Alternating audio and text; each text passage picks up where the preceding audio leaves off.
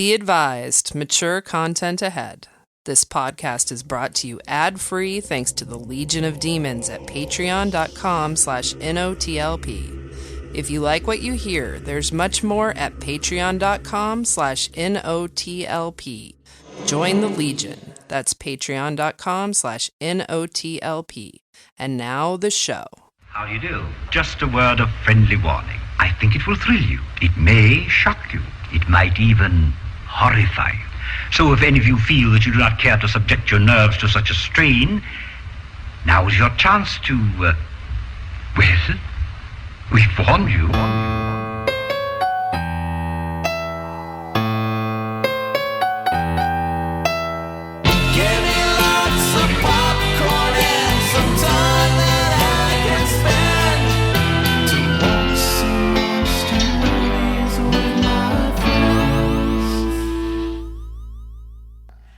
Everybody, welcome to Night of Living Podcast. My name is Amy.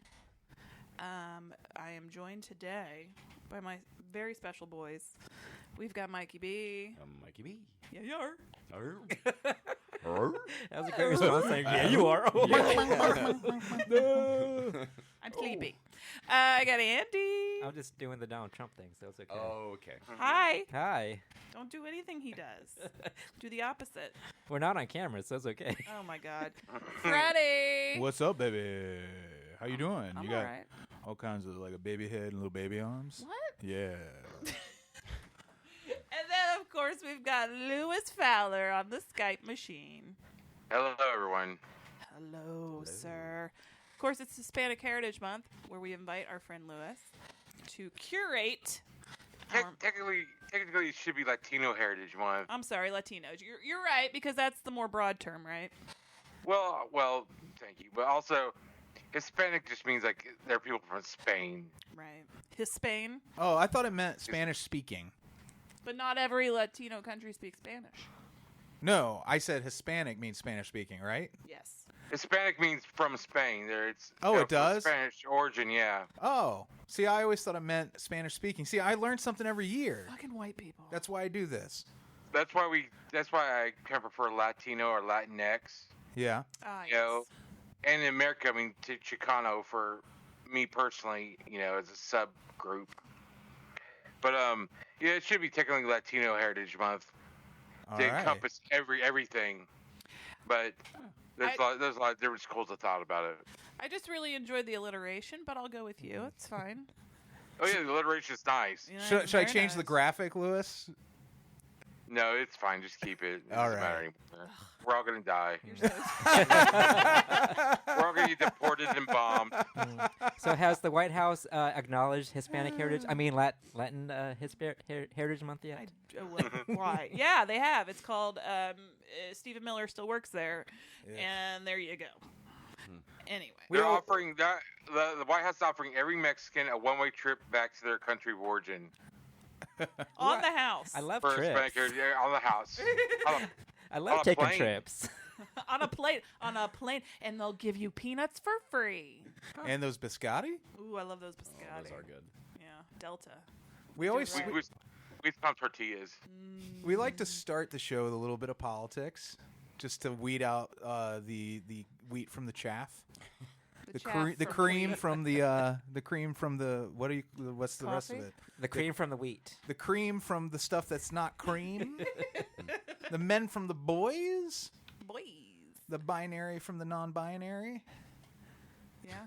The starstruck from the landlocked. From the windows to the walls. So no show last week because we were at Horror Hound Weekend. Quick. I can't wait to hear that show. I know, right? Well, don't hold your breath, honey. We have about 3 minutes of crackly recording of Amy and Andy, and I don't even remember what we said. There's a lot of pictures on Instagram, at least. That's true. If you want the Horror Hound coverage, it's all Instagram right now. It's mostly critters. Mike, how is your critter? He is doing super awesome. Devin the critter. Devin the critter. Yeah. Where does he live in your house? He is in my entertainment room. Yeah. With all of my other toys. And yeah, it keeps me company at nights. My therapeutic Does he roam free yet, though, during the day? during the day. You have to crate them when they're that young. Mike, can you get a I'm a free range critter guy. a therapy vest? for your critter? Yeah, I already have one. Yeah, that's a great idea. If you want to see the pictures of Devin and Kevin the critters, go to Instagram. We're Night of the Living Podcast, all spelled out. Because It's okay. some jackanapes Breathe. already had NOTLP. Yeah, Mike bought a critter and Angel bought a critter. Angel Yeah. being Troy's daughter. And one night we got back to the hotel room and Mike was already in bed. Mm-hmm. And he was in bed with his critter on. He was like holding him, and you were asleep, and you're just holding him in bed. It was so adorable. It's a He real was urinating all over you. Yeah. Yeah. Are you trying to tell us you're a furry? What? You're trying to tell No, us you're a Devin's a furry? furry. Devin's a furry. I am not a furry. You're dipping your toe in the furry He's a water. father. Is that what it is? Be careful. He's a furry father. He's a father furry. It's all innocent, Andy. Yeah, so when we got to Horror Hound Weekend, we just kind of had electricity issues. We didn't have any at the booth. Yeah, that is probably my fault. Did you already when you guys got there? Did you already lug all your equipment in? Yes. Yeah. Oh man, it's gotta be terrible. We lugged all of our equipment in, had then- everything set up, and we're waiting for the convention center to come over. It was a big, complicated mess, and then eventually I was like, I don't think this is ever going to happen. And then we were having technical difficulties anyway, and I said, something's telling me that we should just not record. So we just focused on interacting with our friends and fans. We met a lot of new people.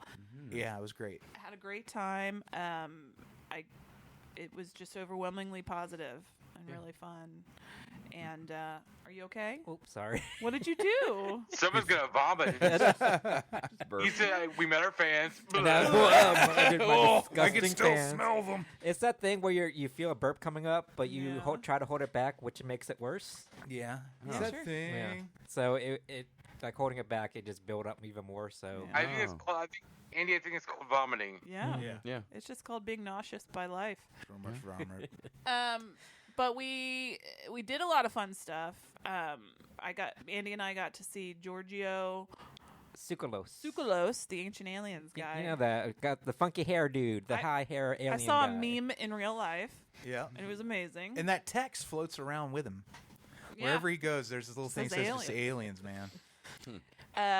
You guys went to the Scream panel. Yeah. It was awesome. It was a Screencast. miracle too. Yeah. We didn't think it was feel gonna happen. I feel they did some thing to the people that were in the room before, What do you mean? because the line was so long and the panel ahead of us, it was full, and I don't know how they got us in, but something Just magic. bad It happened. was like a TARDIS in there. Well, there was a saw panel before us, so I like to think it was a saw trap. Yeah. And he cleared it out, Yeah. and then we went in. Yeah. Perfect. My seats were kind of like moist. Yeah. Well, that's because they melted like Yeah. in Street Trash with the bad booze. Yeah. They just served bad booze, and anybody Makes that drank sense. it melted. That's how that works. It's magic.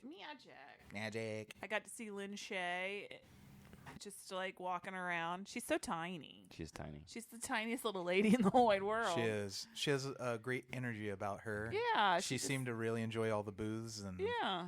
not Booths. booze. Like as in John Wilkes. Speaking of energy, Amy had a David Arquette energy that weekend. I just 'cause- kept drawing him in. Yeah, he kept coming over. Maybe he He was didn't really he come was real over. nervous. He He, did. wanted to meet you. He did. Yeah, Yeah. that's what it was. He was starstruck. He wears Calvin Klein briefs. I can tell you that not because I saw them, but because Interesting. he was Is like it- bending over to do something. Is that and- news to you, Freddie? And they were peeking out of his I didn't know about pants. this. How'd you find out? So you did see them then? I saw the band Yeah. peeking out his She's- little whale tail. She saw them on Sunday morning.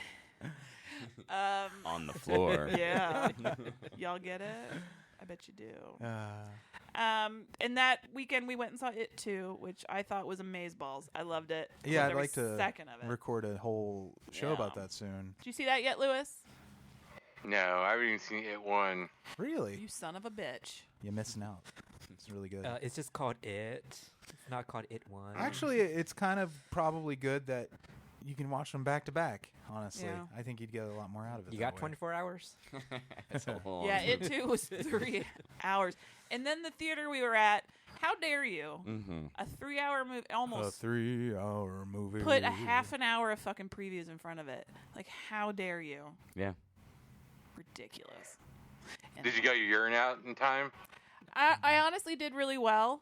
I had a ginormous Diet Coke, and I thought, this is going to end badly, but I did good. Yeah.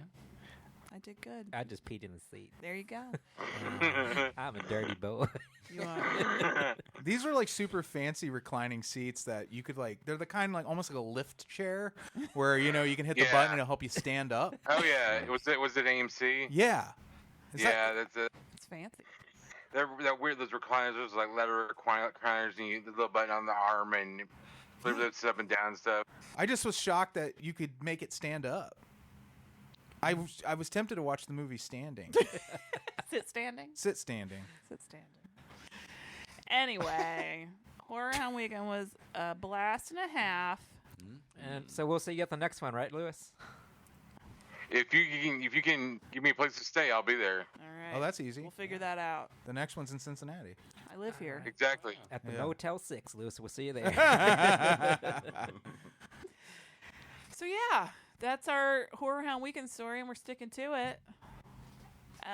Anything else go? Oh, Lewis, I need to ask you a question. Have you ever seen, what was it called, Blood for Dracula?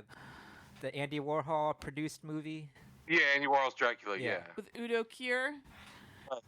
We watched that last night. I watched it with my mother. Well, And Freddy watched it with his sister. Yeah. anything that's Andy Warhol's in front of it, you probably shouldn't really watch with your parents. I didn't know. So this was my mom's boyfriend, Drew. His birthday was recently, so we were kind of having a get-together for him. Your mom has a boyfriend named Drew? Yes. Is he like 24 years old? Yeah. Well, good for her, though. You know, right? Hey, my name's Drew. I'm not trying to be your dad or anything, but He's got a great job at Cold we can Stone be Creamery. friends.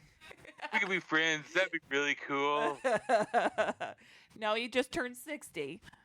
And he's been dying to watch this movie and get our reaction. So we finally indulged him, and I could have stabbed him. Yeah, Drew and I both liked Andy Warhol's Dracula and Frankenstein, and we talked about. Right. We always have these backyard movie nights, and he was like, it'd be a really fun one to watch out there is Son of a bitch. Andy Warhol's Dracula movie. So many titties, so much sex. And I was like, yeah, that would be fun.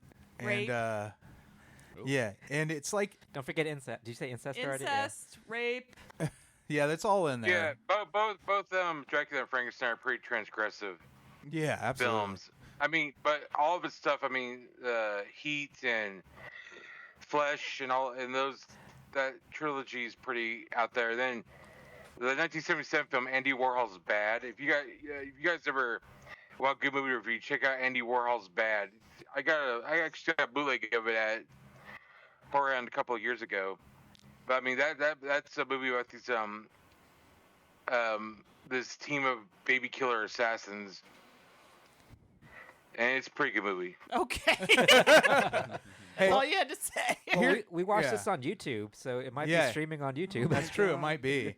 But the thing I forgot, because I hadn't seen Dracula since high school, is that it is essentially The Room, the Tommy Wiseau movie, in a lot of respects throughout. So if you're a fan of The Room, I think it's a very similar experience. Yeah, bring grandma, grandpa, mom and dad, the kids. Or you know if you hate The Room, but like the arts of Andy Warhol, well, check it out. Right. You know, Yeah, either way, you should see it. I had a good time watching it. But the experience is very similar to The Room. It's funny in all the right ways. I mean, I can't speak from my experience because I didn't have a relative watching with me. So Yeah. Should have brought your Yeah, grandma. don't watch it with your mom or your sister. Yeah. I just Very like uncomfortable. how bitchy Dracula and his manservant were in this, and how I loved it. It was like two old queens just Yeah. traveling or something. and I kept imagining Dracula as this notorious Yelp reviewer who's leaving like bad Yelp reviews for every place he goes about how bad the food was and the accommodations, and how he just wishes he had stayed home. And how the virgins weren't actually virgins. Yeah, the virgins, The Virgins. Never forget the Virgins. too much fun. All right, well, is that enough banter for everybody? Do you feel banted? I feel bantered and beaten. Scattered and splattered? Lewis, Smothered and covered. Lewis, anything to get out of you? Do you have to banter about anything? No, I'm fine. Oh. No. You people talk too much. I like it's very straight to the point. No, Yeah. let's move on, I like please. that. All right, well, we'll be right back. Hello boys and girls, it's time for Straight-to-Video Russian Roulette!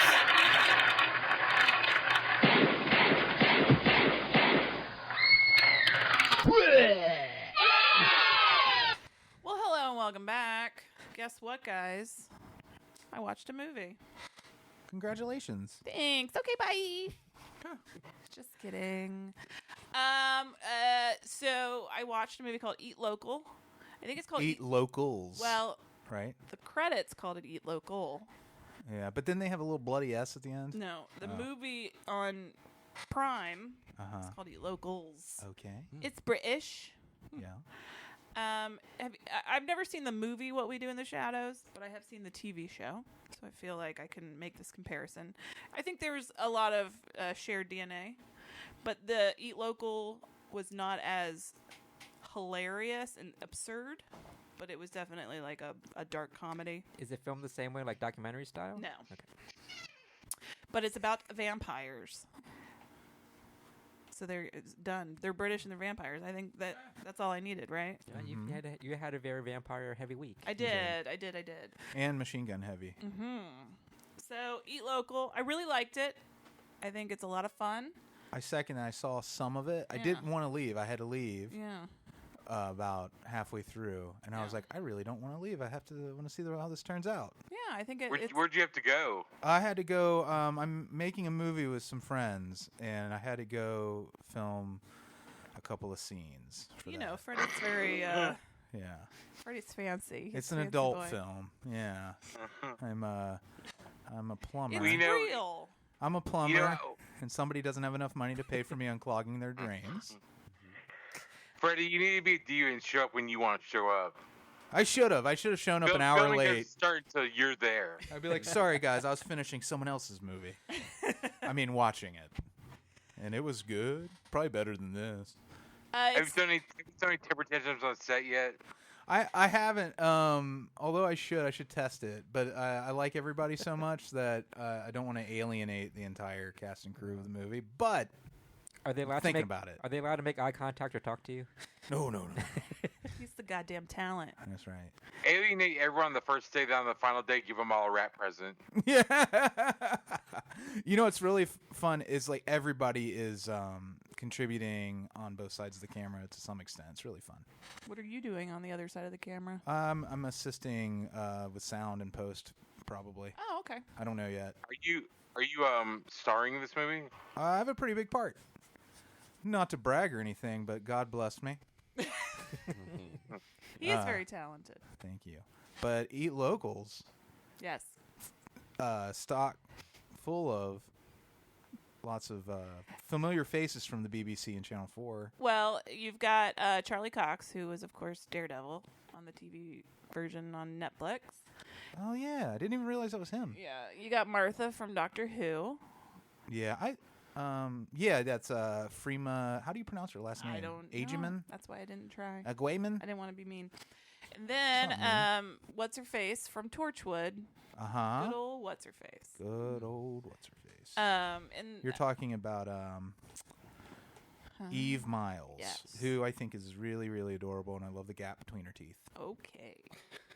Mind the gap. Mm-hmm. So the premise of the movie starts with it's a bunch of vampires getting together to have a meeting. They're the vampires of England, or I guess the UK, and they're having a meet. They don't meet often, but I guess there's only so many of them. Yeah, I get the impression that they limit themselves to a total of 8 vampires. Yeah, like so many. And they're having their little council meeting, and they're discussing the business of a vampire. Vampire Brexit? Yeah, Vampire Brexit. How Brexit's going to affect them in the future. No deal. They're like, whatever. And then Boris, I am so happy that UK is imploding like that because it makes us look together. Oh, that's a bad reason to be happy. Sorry, people so over like, there. If we're going down, we're taking everybody with us. Everybody with us. No. But I still don't understand your whole parliament. I don't get it. Whatever. So vampires are meeting, And one of them's been bad, and he's been going over quota, and he's been taking kids, so they have to get rid of him. Meanwhile, one of the other vampires has brought somebody she thinks could be a replacement. Did I understand that, just from what I saw, like, are they doing some sort of resource control? Because Yeah, they don't want to be found out. They have right. And they that's have- why they limit the number of Yeah. vampires and how much they eat and all that. Yeah. Okay. I just make sure I understood that. They want to keep their carbon footprint down. They seem socially responsible vampires. They get rid of the one that's taking kids. Now, do they act like old timey, like in What We Do in the Shadows, or are they No, modern? They're modern. And at the same time that they're having this meeting, I guess the Catholic Church and the Army have discovered where they are, that this meeting is happening, and they're closing in so that they can kill them. And it's just kind of the meeting of these two groups and this night and how they're going to figure their way out of all of this and who's going to win. And that's about it. But it's just a lot of fun. I think the acting's fantastic. The writing's really good. And it's just it's a rollicking good time, you know? It's called Eat Locals on Amazon Prime. But if you're in the UK, maybe it's called Eat Local. Who knows? I don't know. It is really fun, though, what I've seen. I got to finish it. I really want to see how it ends. Yeah. It's Madcap. It is Madcap. There's a little old lady with a machine gun in it. Yeah, and you know how fun that is. So it's that kind of movie, if you know what I mean. That kind. You know, little old lady. Like, it's like the rapping granny category. Yeah, That sort of thing. It's like old ladies doing things that you don't expect an old lady to do. right. Okay. Like saying, let's get jiggy with it. Exactly. Lewis gets it. It's like that Six Flags old man that danced. Remember him? Yeah. That genre. Yeah. It's that genre. It's the subgenre, the rapping granny subgenre. Yeah. That's also a search term on Pornhub too. Oh, yeah. Gross. It's where you wrap her up in cellophane. Yeah. You poke a hole in it, have sex with them. Oh. Very specific, huh? Yeah, it's gross. So anyway, that's my review. Not Let's to see. yuck anybody's yum. Yeah. If that's your thing, as long as everybody's into it. Safe and happy. I like that idea of not yucking anybody's yum, but sometimes things are yucky. That's true. Little Caesars. Okay. Little Caesars is disgusting. It's disgusting. Don't food shame me. Well, I can only afford to eat $5 a day. Gotta make it last. That's my food budget. all right. So I have a Jack in the Box, and we're gonna pass it around and crank it. Kosher cranky. And we're gonna see who's picked, who the Jack in the Box picks for next week's review. Andy, you're up first. Here you go. It's good. Pass it to Freddie. Who wants a Jack in my box? Freddie, it popped up. Freddie got jacked. A Jack in the Box doesn't sound like that, Freddie. What does it sound like? Well, I can't do it, but I mean, it doesn't sound like what you were doing. Sounds like dollar tacos. We need to get You're a... Yeah. Ba, ba, ba, ba, ba, ba, ba, ba. Ba, ba, ba, ba, ba, ba, ba, ba. I need a real Jack in the Box. I keep meaning to go buy Yeah. one so that we can do it for We real. get that hot potato game. Oh. Okay, so Freddie, this is another movie that can be I found. said I keep meaning to buy a Jack in the Box. Yeah. I keep franchise? meaning to. All right, Jack. What up? I keep meaning to go go to Jack in the Box. Yeah. I keep but- meaning to go. Yeah, Yeah. but Taco Bell's right around the corner. So what are you gonna do? There is a Jack in the Box right by where I work. That's true. Freddie, this movie's on Prime. Yes. Amazon Prime, called Okay. Book of Monsters. Oh. Sophie's 18th birthday becomes a bloodbath when monsters descend upon her house, devouring the guests and killing anyone who tries to leave. To survive the night, Sophie must face her destiny. Monsters are real, and she's the only one who can stop them. Who wrote the Book of Monsters? I think you get a different movie about two smart girls who are about to go to college to fight monsters. Book Smart Monsters.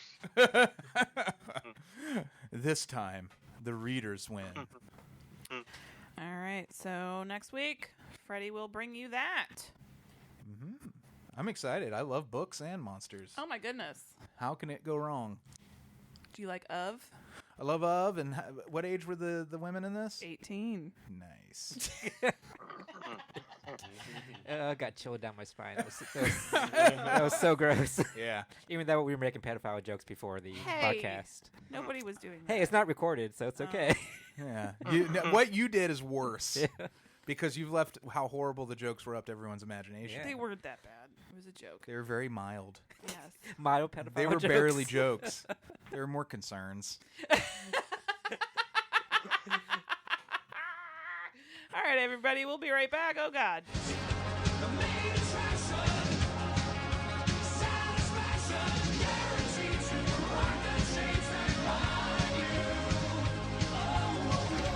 This week's main attraction, chosen by our very own Lewis Fowler, love of my life, from 2014, You bitch. directed by He's mine. directed by Joe Lynch and written by Joe Lynch and Yale Hannon, starring La-di-da, Yale. Salma Hayek, Everly. This Lewis, I think you read us really well when you picked this movie. Can you tell us why you chose it? Well, it came out a couple of years ago, and when I had it like on my top 5 movies of the year.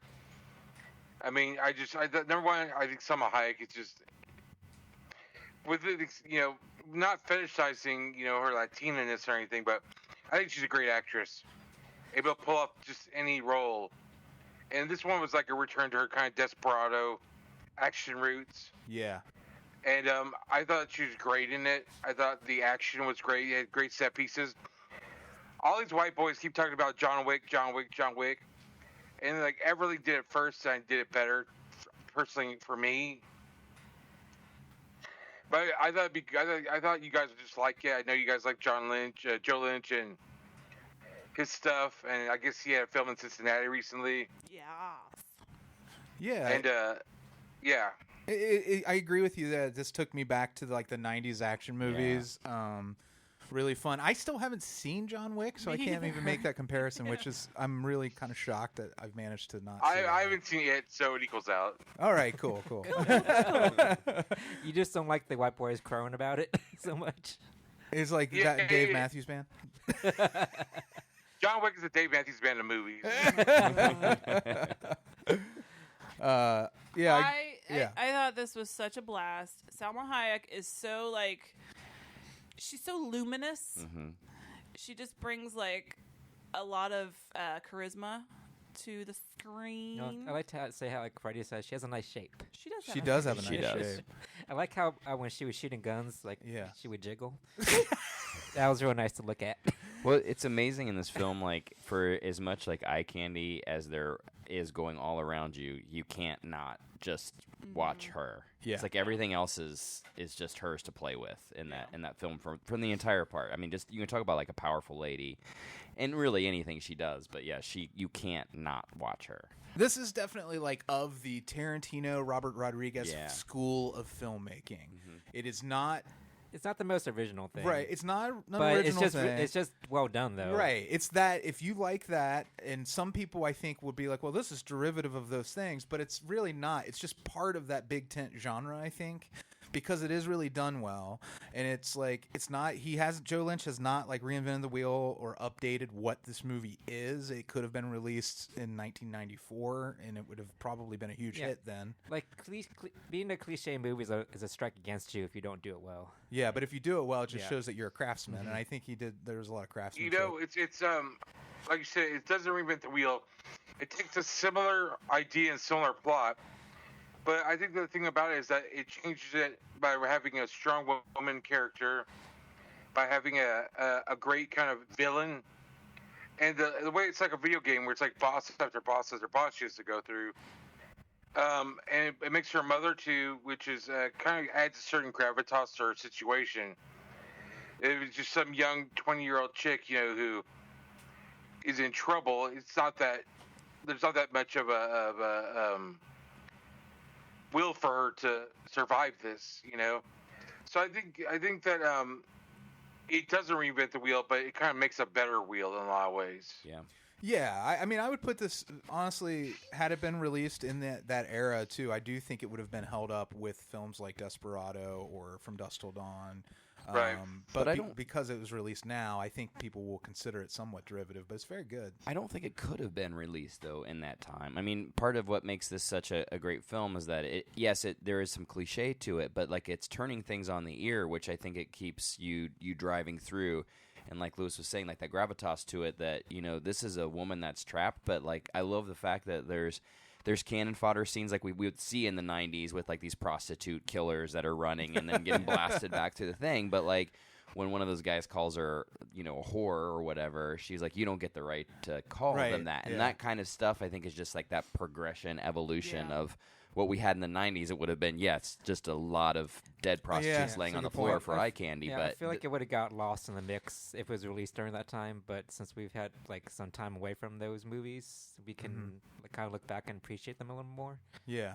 I do agree, though, too, that there was, like, there were some nice human touches, like the one guy who was also kind of roped into this situation, who had taken a shot in the belly, who was slowly bleeding out, and he played out through the first act of the movie as kind of her giving her some consistent person to have conversations with, and to kind of build the character a little bit that way. And it was kind of nice to see that he wasn't 100% like one of the bad guys necessarily. I think the whole human trafficking part of it, I don't think we understood that as deeply as we kind of understand it now. Yeah, it made me feel icky a little bit because it's so prescient right now. She's not. Okay, what I'm about to say sounds bad, but it's not just like this is his. Women should be human trafficked, right? Right. And it's what we need. No, she's not just a prostitute. She's literally a sex slave. Yeah. She is being held captive as a sex object for this piece of shit gangster, and she's now turning informant, and they find out about that. Yeah. And now she's trapped in this apartment. He knows where her kid is. She has a bounty on her. All the other sex slaves in this apartment complex is like one old lady and a bunch of human trafficked women apparently are like, well, shit, I'll take the money and try It's a human traffic jam. Yeah. Really. Yeah. This really happens, by the way. Like, if you're listening to this and you don't keep up with, like, international news, but people who want to immigrate to certain countries, including the U.S., get wrapped up in these situations where somebody will pay for their documentation and put them through the process. Then they steal their passports and hold their passports hostage, and then hold the person hostage and make them into a sex slave. Or any kind of, just any kind of whatever they want to do with that person. It's awful. But it's happening all the time, too. And I'm pretty sure Donald Trump's involved. Oh, yeah, definitely. I think that's how. But in this movie, she kind of fights back. She finds a gun. She kills up every gangster that comes her way. Yeah. It's very stylized action. Mm-hmm. And it's very gory too. A lot of it. I think that it's kind of like a revenge fantasy in a lot of ways. Of not only of kind of like a feminist action, but also too I think it's a revenge fantasy against traffickers and things of that nature. And I think that she really played it off even more so than the badass action. I thought she had real heart to the film, to the whole thing. That I really don't know how many actresses could have pulled that fine line off of being an action star and being an actual, having emotional gravitas to the film.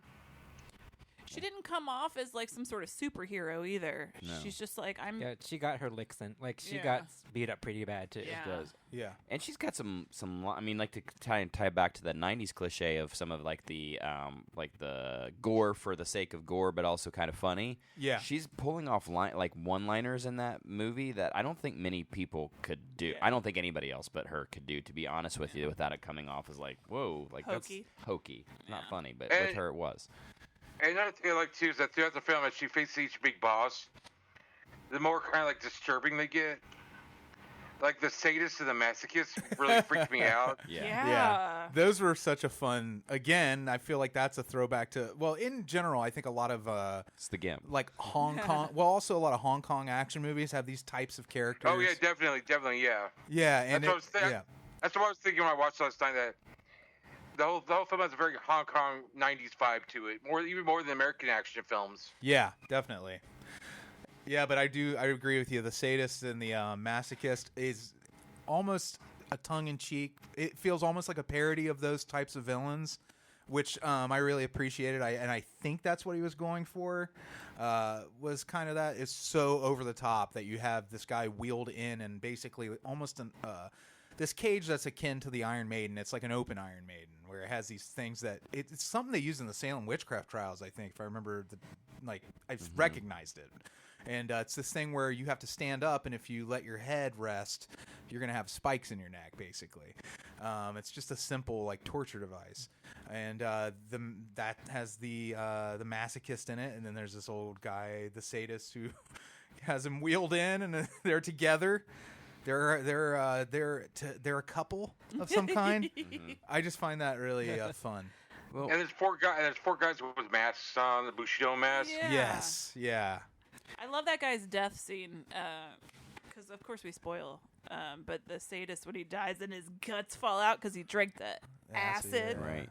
That's great. But you look at the sadist too, like when you talk about the cliche and then being able to turn on the ear, like it's almost there's some comedy in there because yes, this guy has this incredibly high threshold for pain and he's probably getting off on it.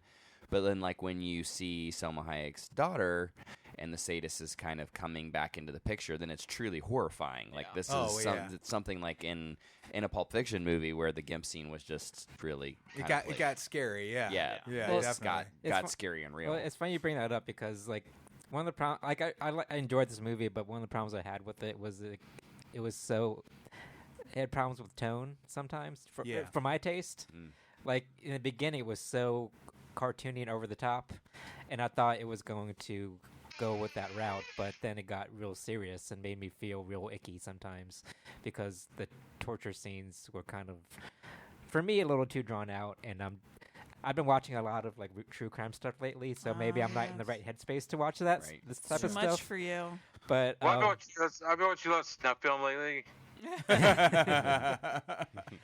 snuff films. I just feel like I gotta watch some Pixar and clean my brain out. As much as and Lewis, you were speaking to this, like that bringing the mother and her daughter into the story added some gravitas to it. I think honestly, it would have been a stronger movie had they taken them out of it completely. Because I think Salma Hayek her performance is strong enough all on its own that I don't even need to anchor her in anything. Yeah, you don't need any more excuse to feel sorry for her or to root for her. You have to root for her besides the fact that she's held against her will. You don't need the mother and the daughter too. I just thought that was a little kind of too much. Too much, yeah. Agreed, disagree. Yep. Yeah. That didn't super bother me. I thought that was fine. I think it gave some weight to the end when she meets the final boss, obviously the guy who's been enslaving her. Right. And he's like, I'm going to pimp out your daughter. Same way that it happened to you, Well, like you get this, like the hero's journey because by introducing the mom and the daughter into it, like you get this whole, if I don't die here, like the obsession is going to continue and it's going to affect these other people in my family. Like the obsession just continues on to my daughter. So if I don't complete this task to whatever its reasonable conclusion, which she says is my death, I will die in this situation, then I haven't done my job because now it's passing on to my mom and to my daughter and I won't let that happen. Yeah. So I do think you have to have that, otherwise it's not. It helps. It helps. In that respect, like it would help in a movie, but had it been a more seriously structured, like Andy was saying, for me the tone of those scenes didn't match the. Well, yeah, because there's like the comic booky cartoon, right? The Grand Guignol kind of thing versus the real life thing, but it didn't bother me. Yeah. Well, the thing is too, it's a trick that filmmakers use. It's like we just hear about the daughter, don't see her, we don't feel anything for her. But we see a cute girl sing Itsy Bitsy Spider, you become emotionally involved in her story, and you became even more emotionally involved in Everly's story because you see it right there in front of you. We've heard about it, we really don't care. But the filmmakers show you a cute girl all of a sudden, like you're rooting for Everly even more, because at the beginning of the film, Everly firmly believes that she should die there. But once the mama show up, she's like, I gotta live and see this to the end. Like Mikey B was saying, I gotta do this. I gotta see this to the end. For someone else, and then we become involved with that story instead of just her, slicing and dicing the whole time. I did appreciate that having the daughter in a couple of scenes, like the present scene where Everly has done a great job of hiding the evidence of this massacre, and because her mother and her child are coming to this apartment, and the little girl finds the box with the detective that Everly was working with, his head's in the box, and the guy on the couch is like, don't open it. Yeah. That whole sequence was really fun in a lot of ways for me. Like, it built tension. It was that whole, I guess, with the Chekhov's gun thing where they show the head in the box earlier, like, well, that's probably going to turn up later. Why is she hiding it? And that whole thing paid off, I felt, in a good way. I just wanted more. It's like the showing versus telling story, how you wanted, like, your stories presented, and I felt it, like, showed me more than... And I like to have my mind go to places instead of them telling me where it is going. You know what I mean? Kind of. No. Like, I don't need all the... Yeah. It's like I don't need them to show me all the other stuff. I can already go to the places in my mind already. You mean fill in the blanks? Yeah. I did like that head in the box scene though, because you do there's a little bit of a redemption for the guy who's dying on the couch there. Yeah. Because he literally uses his last breath for that girl not to open that box. Like you've got Everly, you have to get out here right now. And like the fact that she comes out, which she's coming out from one of my favorite scenes in that whole film. The mom, and when the mom actually gets to say, no, we're going to have a conversation that I have earned in that bathroom, which I love that moment because I had that connection with like, you want to say, Mom, this is not important right now. There are hundreds of people coming, and the mom is like basically saying, you have tortured me, and I have loved you and done all these things for you, and they get that out, all while this scene is happening outside with the daughter and this man who, we just has not made good choices, obviously, to lead him here, who's using his last breath to save the daughter. I just thought that was a beautiful kind of moment coming together all at the same time. That was a really good well scene. It did a great job of, and again, that's a great argument for keeping those characters in the film. That interaction really drives home that Everly's not there by choice or as a result of anything she did wrong. Yeah, I bet her mom felt real stupid because she's like, you bitch, I did everything for you. And she's like, Mom, I'm a fucking prisoner. Right. Yeah. And she's like, oh, shit, sorry. Because I do feel like some people, without that bit of exposition, there are certain audience members would see this and be like, everything. Well, she's just a hoe. Yeah. Right. You know, like kind of thing. Like there's that dismissive attitude. She's just a hoe. You know what I mean? Yeah, I know, but because just the way you dummies. said it was A lot of dummies out there in the world. And I think that was your dummy proofing. I feel very seen because I say that a lot every day. Yeah, it's just a hoe. She's just a hoe. He calls me a hoe all the time. So another thing I want to talk about, if we can, and maybe I'm totally off on this, so we can switch real quick. The Me Too movement. So at the beginning of this film, there were so many studios that were involved in this film. I don't know if any like caught anybody off as sort of like that Simpsons beginning where they're like showing 400 different studios that were involved. And I just was wondering, I remember I actually got to see Salma Hayek promoting this movie at San Diego Comic-Con, which was awesome. She was on the stage for it. Again, you can't help but just be drawn to her and want to listen to her talk on. I mean, it was great. But like in the timeline of things, like we know, Salma Hayek was one of the people that was very open about coming on her story about the Weinsteins, or specifically Harvey Weinstein. And do we know if there's some connection within the early production of this film? Well, this was 2014, so like Maybe. I don't know. This was probably before everything came out. I don't. I think the sad thing about that is I think Harvey Weinstein's kind of a little bit smart in who he chose to harass, a lot of up-and-coming actresses or behind-the-scenes people. And I'm willing to bet that kind of, since this was a Dimension film as opposed to a Weinstein film, that it was more executive produced and actual on-set producer So I'm willing to bet that, like, they kind of escaped a little bit of his wrath during the making of this movie. I mean, it's a small film, you know, it was straight to video. So, yeah, I thought the same thing too when I saw Weinstein's. You can't really see a Miramax movie or Dimension film anymore without wondering what hell he wrought behind the scenes. Right. I remember reading her article that she wrote not that long ago about how just manipulative and awful he was to her. Mm-hmm.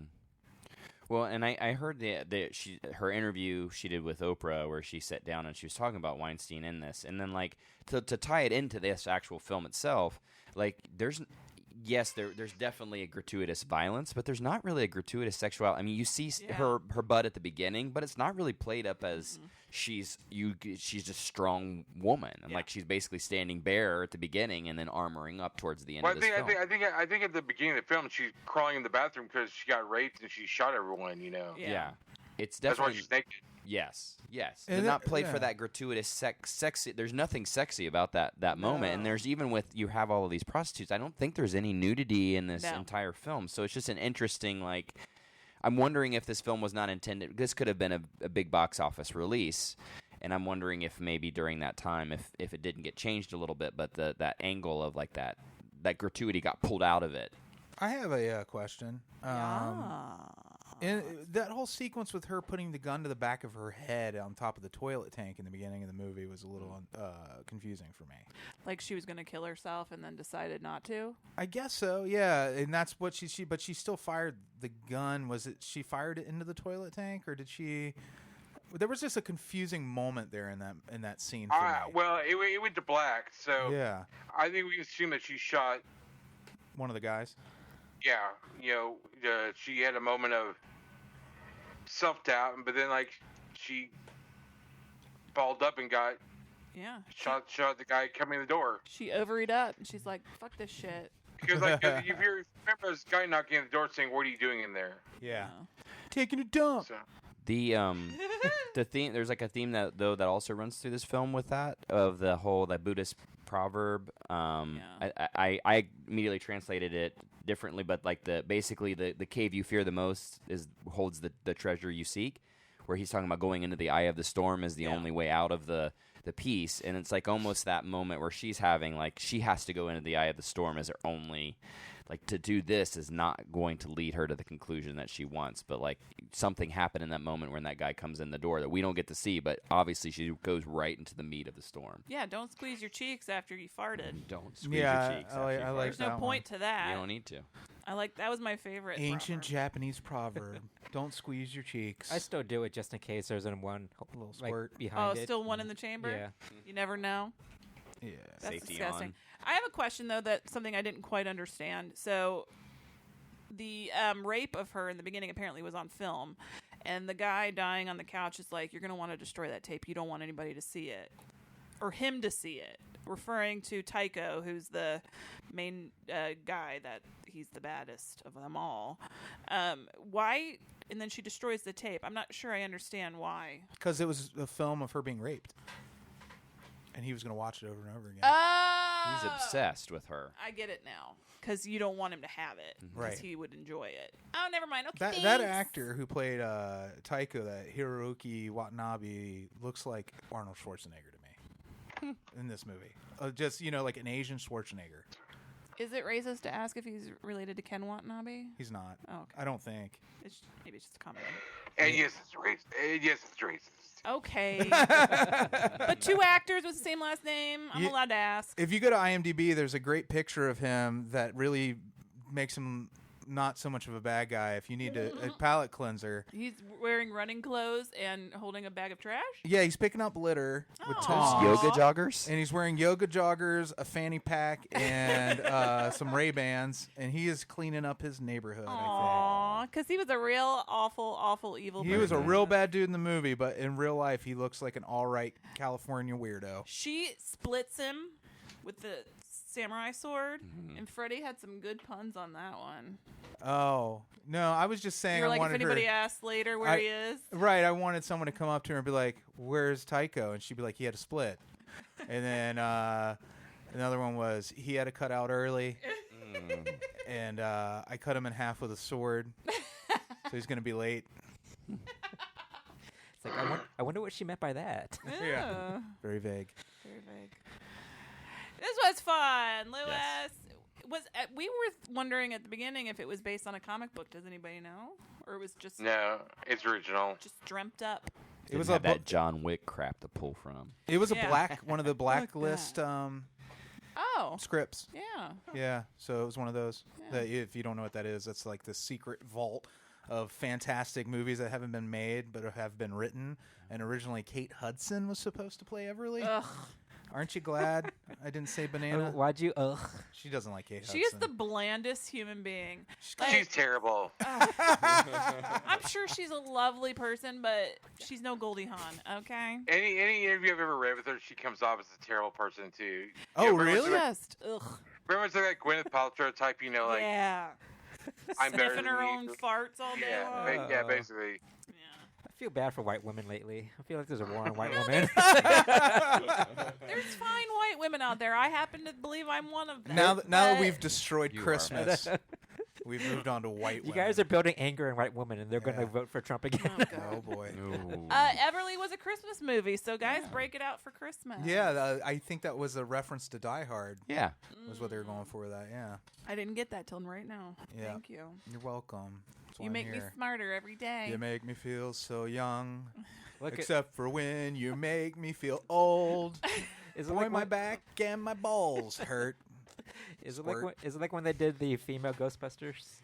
Are the incels gonna be mad about this? Oh, it's female Die Hard? Yeah. No, because I think because she gets to kill and stuff, they'll be all right. I think every week you should have a segment called the Incel Review. This woman clearly doesn't want to have sex with me. I mean, she does kill other women, so they'll be okay. And with look it. what she was wearing in the movie. Oh, God, I swear. Oh, but you know what? She did pull some dirty panties out of the hamper in the beginning to cover herself up, and I was like, ew. Oh, I didn't notice. That wasn't fair. That wasn't a fair reaction. I like to see what you do in that situation, Amy. I know. I'd wear dirty underwear. Freddie had to wear dirty underwear the other day because I forgot to do laundry after Horror Hound. Yep. Because I got sick. Because I got the con crud, and I've been sick all week. And if anybody who was around me this week can guess what day that was, I will give you... Why can't Freddie do the laundry? Thank you. I do the laundry sometimes, and she gets all in a tizzy over it. Down. Oh. She doesn't like it, Lewis. Here's the deal, Freddie. You do your own laundry. Yeah. I heard you for laundry.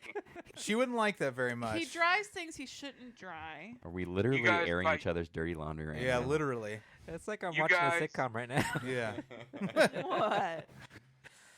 You guys need separate houses, separate lives? I think so. That's what Gwyneth Paltrow does, actually. What is that song, Separate Lives? Who did that? That was a good one. Phil Collins and Marilyn McCoo. Thank you. I knew you would know that, Lewis. That's why I threw it out there. Love of your life. Love of my life, Lewis Fowler. Any more thoughts on Everly? Jeez. Andy says burp. That will be on the box. Andy hung. You know, I would love that blurb or that burp. Yeah. She did die. And then they revived her. Yeah. And then does that mean we get Everly too? I'm down. Does I mean, thank you so much, Lewis, because does anybody know this movie exists? I've never heard of it before. I hadn't heard of it. Like, there's no marketing around this movie. I mean, honestly, that's why I brought the Comic-Con thing. Like, they obviously were bringing it to show, and then nothing. Like, I just forgot about this movie. I was really pleasantly surprised to watch it, and as soon as I started up, I'm like, I remember now. I've seen trailers for this movie, but then nothing. Yeah, I mean, I'm glad I saw it. I had a good time, but it's not like life changing or anything like that. I give it a solid B. I appreciate when a movie makes I give you a B. Yeah. I'm the queen bee. Like, I'd only picked up my phone once during this movie, and that was because I was wondering what the weather was like outside, and then I put it back down. And I was very tired and easily distracted. There you go. Me and Amy we've been unplugging at the end of our day. We've been experimenting with that. Freddie's been forcing me. He's been taking my phone away. I haven't been forcing you. I would never force you to do Amy, anything. you have no agency. Have I? None. Her phone, her choice. Mm-hmm. Yeah, you're welcome to pick up your phone. Thank you. I'll marry Lewis. Okay. Amy, you need a phone in your toilet, just like in the movie. Yeah, hide a phone in the back of the toilet tank. and a gun. You know what? My mind went straight to like how she had to recharge that phone all the time. Yeah, and reload the gun because for some reason the bullets were being depleted. That was a Nokia. Those fucking batteries last forever. But also too, like things too. If you turn it off and you put it in the bag, it'll stay charged. You turn it on when you take it out. But it's just a horrible thing. I don't think you leave your phone on. I don't think you leave your phone on in the toilet tank all the time. Yeah, but even if you turn it off, the battery will eventually die.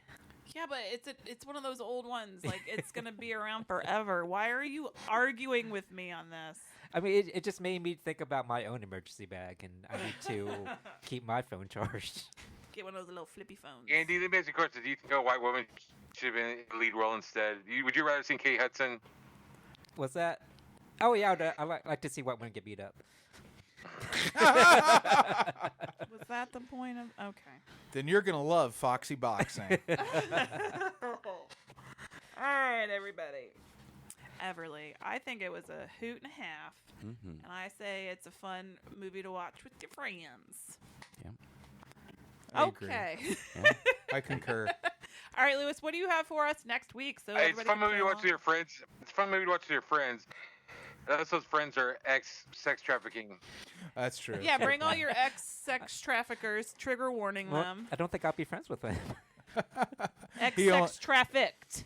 I thought he meant traffickers. I don't know. Ex-sexually trafficked women. Yes. Keep your eyes peeled at conventions and see if you can spot who's being trafficked. Jesus. And then try to help them. It's like, where's Waldo? Yeah.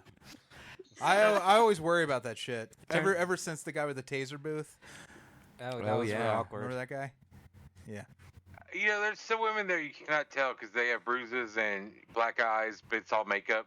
That's true. Because people will cosplay all kinds of stuff, and you're like, are you okay? If you were being hurt at one of these conventions, it'd be really hard to figure it out. Yeah, you don't know if they're in character or not. Right. Wow, she doesn't break character I want at you all. to know, if you're at one of these shows, You can that come to the our 9/11 table podcast is a table. safe place, and we Yeah. will get you help if you're being trafficked. We need a code or Yeah. something. We'll just put clothespins all over our banner. Wouldn't it be funny if, like, you tell them we'll help you, but then you just sell them to Russian traffickers? Well, that's plan B. That's the get rich part. Yeah, we're middlemen. Yeah. But you can't give it away like that, Lewis. You just blew it. That's the Patreon right This there. is not true. None of this is true. We're here to help. We have the best prices. Yeah. We didn't mention Patreon at all this show. We will. Yeah, I just realized that. All right, Whoops. Lewis, what is next week's selection? Uh-oh, he's dying. I mean, not really. Is he? We're all dying. Somebody Yeah, call. fine. He's dying. He's dying You're right good. now. You're good. Next week, we're doing a movie called Deep Crimson, which is a Mexican film based on the Honeymoon Killers. There's been a bunch of films about the Honeymoon Killers. And it's directed by an old friend of the show, Arturo Ripstein, who did La Tia Alejandra. We reviewed a Oh, few years back. yeah. Oh, yeah. It's a film from the 90s he did. It's a real good kind of like murder, mystery, thriller type movie. It's not like a Shaw video camera movie that I usually make you guys watch. With the guy with Well, the I moose just- knuckle. yeah. I'll never forget. I have to say he's gotten really. I think he's taken our criticism to heart. Yeah, we broke him down. Yeah. And Lewis, no, because I think the stuff he made us watch where we weren't quite sure, that we grew from that. Yeah. I treasure Well, those movies. Well, next year it's going to be all shot on video. Yeah. Backyard stuff. We got to return to the basics. Yeah, it's stuff you get at the swap meet or something. Yeah. Swap me Exactly. movies only. I love it. All right. So Deep Crimson. Ah, yeah. Okay. We bought this one, so we have it We forever. have physical media. Yeah, it's weird for us. Weird. Yeah. All right. So if you want to support this show because you had such a good time listening, remember you can do that at patreon.com/NOTLP. Help us pay for Deep Crimson. Yeah. It was so expensive. We always say hi to our Beelzebubs at the end of every show because they are just a little bit more special than everybody else. Yeah, just a little bit. They're the bottom bitches, if you would. Millie's having a dream. I Listen, can hear her like let me put the microphone down here. she's not gonna do it now. No, she's not gonna do it now, Freddy. She was having. I'm dreaming about a big steak. Ooh, Oh my she gosh, is she though. picked up really There well. she is. Yeah. That's So not, that's not the voice I expected from her. Yeah. Oh no, the steak is chasing me. hey, Ernest, what do you dream about? when Ernie, you're having I dreams? think Ernie dreams about candy. Aw, he's so sweet. Hmm. We got Branan and Emily. Oh, our New Yorkers. Hey, Emily is from Long Island. And Strong Island. So is Joe Lynch. Oh my goodness. Do you guys know each other? I bet if you don't know each other, you're both connected by Billy Joel. Yeah. We got Jeff. Hi, Jeff. My name is Jeff. Jeff. Jimmy B, of course. Jimmy B. Jimmy B. Jimmy Buffett? Yeah. Yep.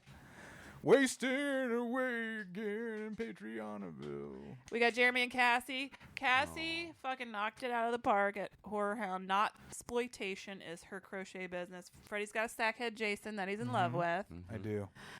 She blew it out. She made lots She of really money. blew it out. Jeremy's She O-ring. blew it. Will Nice never and hard. Jeremy as her worker bee. They did Yeah. great. Yeah, they did. They did. He and me and Jeremy went scrambling for food at Horror Hound.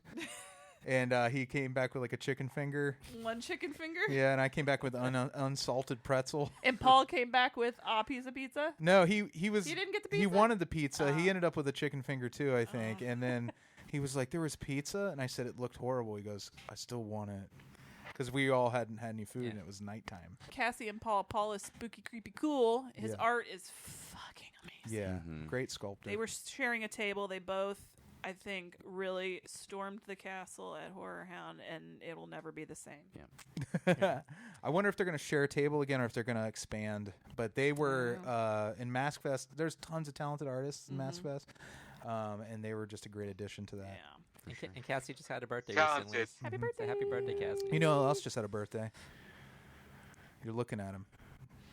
His head's floating in the middle Oh, of the I'm Happy room. birthday, happy birthday, Freddie. Oh, thank you, Lewis. It was Lewis's birthday. I was looking at you. When was your birthday, Lewis? last week. Oh shit, I'm the worst. Happy birthday, baby. Happy birthday, that's, Lewis. that's Saturday, I think. Oh my god, I'm Yeah. so sorry. Happy birthday.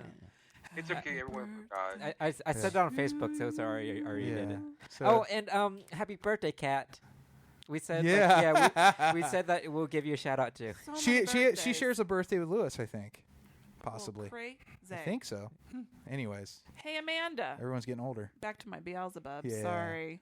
There's a lady in my building at work that looks so much like Amanda. I thought you were going to say, I know another lady named Amanda. It's Amanda, who crazy. knew?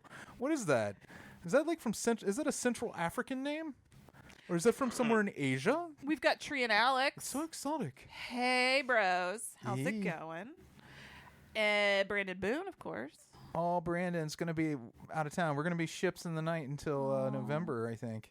He's got a On tour tour. with the old No Sleep podcast. Yeah. We got Bill. Hey, Bill. Up in New York. York. That's New City. York. That's New York. You got beds. Got a lot of beds in there. If you haven't seen it, treat yourself. Go to YouTube and look up Will Sasso, New York, and it's like a 2 or 3 minute video of him. Like, Will Sasso from Mad TV. yeah, Oh, I guess wow. he was doing stand up somewhere, but it's him shooting himself at different places in New York. He's like, "This is New York's own CVS pharmacy.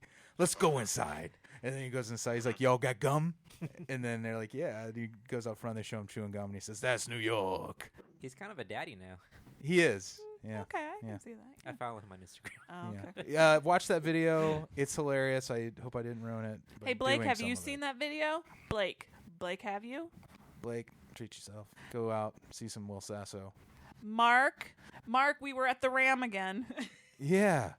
But this time without you. It wasn't the same without you. Last Indie Horror Hound, we went to the Ram. It is Yeah. not a gay bar, It can be. but it could be. Yeah, we made it gay though. Yeah. Yeah. We had Mark with us, but this time we went again, and he wasn't there. We missed Yeah. you, Mark. That was really Yeah. fun. Yeah. And finally, Alise. Baby Alise, she's sick, so feel Oh, better. Feel better, baby. We missed you guys last night, Elise. So that's all we got for that. Lewis, remind the folks where they can find you. Just follow me on Twitter, twitter.com/Lewis Fowler, LuisFowler. Follow him down the street. Yeah, I thought Lewis was going to say, when you said where can they find you, he was going to say apartment 157 in a Serbian apartment complex. Apartment 6E. He's going to try to get downstairs. Yeah. Oh, well, somebody had 157. Gotta come get the money. You got to get the money. Bitch better have my money. Okay, thank you so much for listening. Reminder at patreon.com, if you're a supporter, we got Origins. We're going to record an intro for episode 65 soon. We're going to have a review of the movie Haunt, which is hitting Shudder soon. Yeah, it was released theatrically yesterday. Or not yesterday, Friday, the 13th. Oh, my God. And other fun stuff is there. One more thing. If anybody has Hulu for Hispanic Heritage Month, I really think people should check out a movie called Culture Shock. Culture Shock? Yeah, about I don't want to give away. It's a lot like Get Out, but for like Latinos. So check it out. It's where the Hulu, they have those monthly horror films there. Yeah. Yeah, this one came out on the 4th of July about Latino woman that is trying to cross America and she gets kidnapped and put in this perfect community. It's really a good movie. Everybody should check it out. All right, I'm in. I am in. It's on the cover of the Hulu when you log in. Oh my God! Celebrate Lewis. Hispanic Heritage Month. Get out of here. Latino. They're listening to us. That's awesome. Get out of here. Latinos, get out of here. Get out of here. I love Latinos. I'll tell you right now.